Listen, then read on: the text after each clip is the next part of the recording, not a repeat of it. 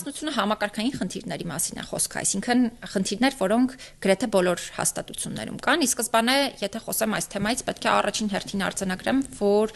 մենք ի վերջո պիտի ավարտենք այդ ապա ինստիտուցիոնալացման գործընթացը եւ ի վերջո պետական մարմիններին իմ պահանջն այն է, որ մենք չպիտի ունենանք պարզապես նման հաստատություններ, այլ մենք պիտի ունենանք պատշաճ համայնքային ծառայություններ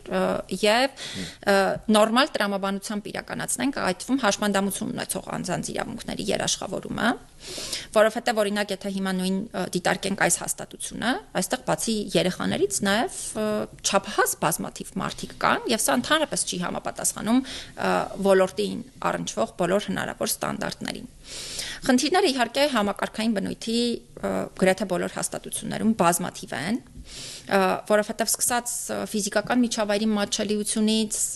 ավարտած տարբեր մարդկանց հմտություններով եւ այլն մի շարք բաներ պետք է փոխվեն։ Իհարկե Խարբերդում բազմաթիվ զարգացումներ տարիների ընթացքում նաեւ եղել են, որովհետև այո նշեցիք շատ տարիների կտրվածքով եղել են նաև տարբեր տեսակի բացասական տեղեկատվություն պարունակող ինչ-որ հրապարակումներ,